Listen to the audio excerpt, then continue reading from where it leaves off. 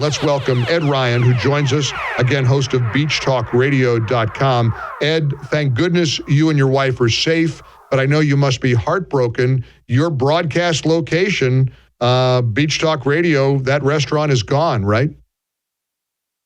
Where we were broadcast, we actually live by the airport, Mike. But our show was broadcast down on Fort Myers Beach at what's called Pete's Time Out. It's called Beach Talk Radio. We're there for 4 years, and what happened was, Mike, the storm surge was 15 or so feet, and it came up over the Gulf, came up over the beach, sucked all the restaurants out, and they're all in the Gulf of Mexico now. It was as Mike, it was as if a nuclear bomb was dropped on Fort Myers Beach. The pictures that everybody is seeing do not do it justice. It's a body search now because a lot of people decided they were going to stay. We had the fire chief on last night, and they're going door to door, and they're finding our friends, they're finding our neighbors, and it's an incredible catastrophe.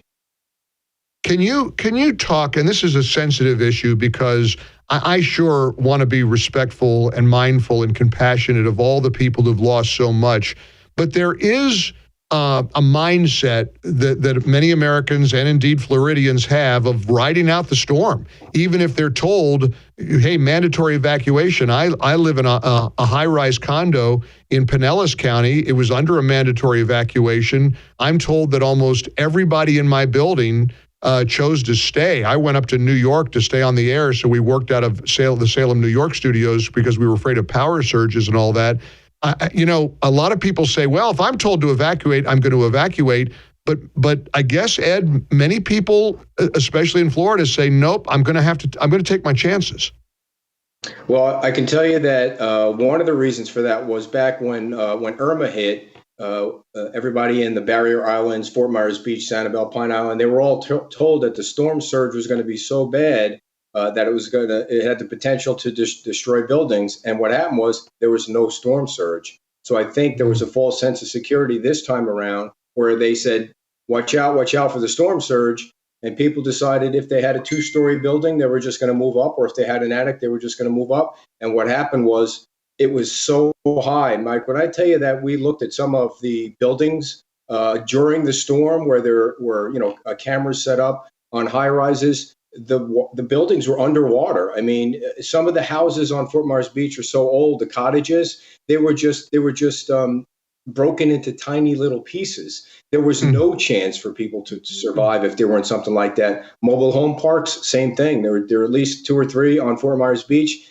They it totally destroyed all those facilities. So, there was a mandatory evacuation. I think Governor DeSantis did a great job. I think the county leaders in Lee County did a great job giving people enough time to get out. I mean, how much time and how many times do you need to be told to get out before you're, in your mind, you're thinking, I'm staying. I mean, the traffic wasn't bad enough during the initial evacuation where they had to open the shoulder of I-75 or any of the busy roads. They were ready to do that. And so, the people on those islands that decided to stay, they were going to stay. It wasn't like it was the last minute, 15 minutes, you have to get out. They knew they were going to try and stay with their property. And it looks like you're showing pictures now. I believe that's the Fort Myers Beach Pier. And it was. And Ed, that right there is Go ahead. Square. That's where we did our show. That end of the pier right there there were 7 or 8 restaurants right there that, as you can see by that video, they're gone right there. There's nothing there. Right and there. We're showing it on the Salem News Channel. If you're watching online as well as listening to us here on this great radio station, salemnewschannel.com. Ed Ryan is our guest editor at Radio Inc. magazine, one of our business's leading trade publications. Ed, you said something a moment ago that made my blood run cold. That video that we're showing during the height of the storm out of Fort Myers Beach looked like something out of a horror movie. I mean, it was, as you were seeing the video, I kept looking at it, and I would repeat my DVR. I'd rewind it, thinking, "Is this real?" And you said something that just shocked me. You said that doesn't even do it justice. Ed, where were you and your wife at the height of the storm? What did you guys do when this thing was hitting?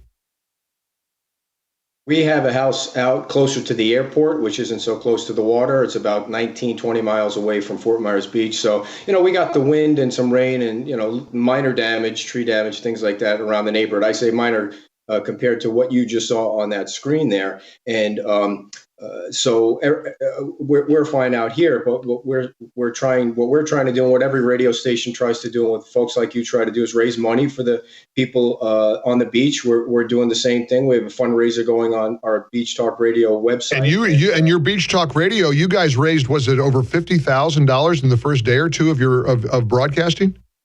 Yep, just through Venmo and PayPal, we're up to $50,000, and we have people dropping off supplies at our house. We have trucks running down. You can't get on the beach now, Mike. They have the beach closed. You're not, even if you own a house on the beach, you're not allowed to go over the bridge. They have sheriff's deputies there because they don't want anybody to get in the way of the search and rescue. And that's what they're doing now. They're going door to door to try and find people. They're running out of time to find people that are still alive.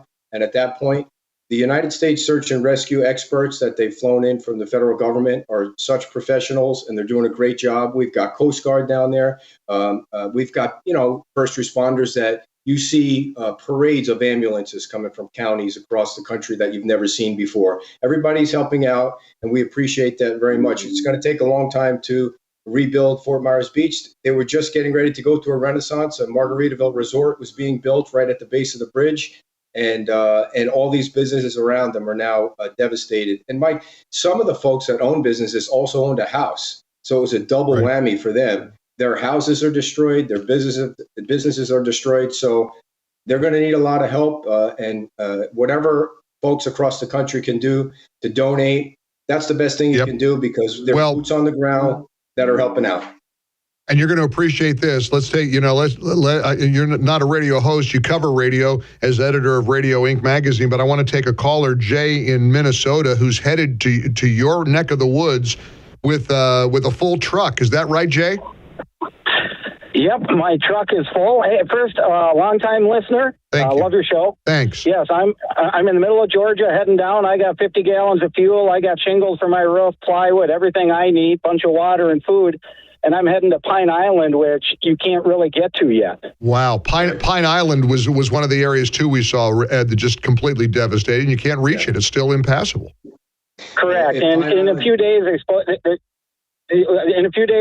going to have a road ready that you can get across. Right now, I guess, local business is ferrying people back and forth on a boat. You can bring a bag and go back and forth. Sure. I got buddies that are going to pick me up in a boat so that we can get out there. Whoa, that's amazing. Interesting things going on. They've got water running for a couple hours a day out there so people can flush toilets, shower, clean, do laundry or whatever.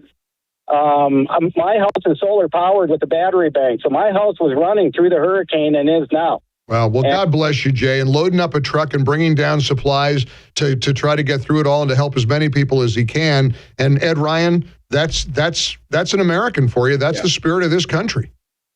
And that's exactly what we're seeing at our house. We have people coming up from Key West, from Fort Lauderdale. They're just filling their cars full of water and baby wipes and Gatorade. And we're loading it up in our garage until we can get somebody to come with a truck. And that's a great shot there. I believe that one was on Fort Myers Beach. But you can see the boats, Mike. The boats were piled one on top of one another.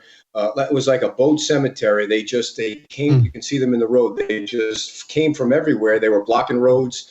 And, those things, I'm guessing, can be replaced. It's the lives that's probably a Home Depot. They had lines outside the Home Depots for products. Obviously, there's lines for gasoline, and the power needs to be restored in so many parts of our county. And Sanibel is another area.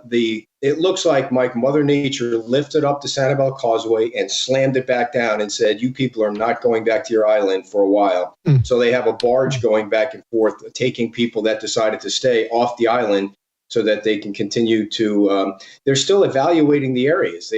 It's not safe to be on Sanibel. It's not safe to be on Fort Myers because of the debris from all the homes and all the businesses are everywhere. Well, I'm grateful that you and your wife are safe, and I'm also so appreciative of the work you guys are doing on Beach Talk Radio. Thanks for spending some time with us here on the Mike Gallagher Show, Ed Ryan. Stay safe, and we're going to follow the progress of Fort Myers. I have a feeling Fort Myers Beach is going to come roaring back bigger and better and more beautiful than ever. We're praying for all of you there. Ed, keep fighting the good fight, and thanks again for joining us. Thanks, Mike. Appreciate it.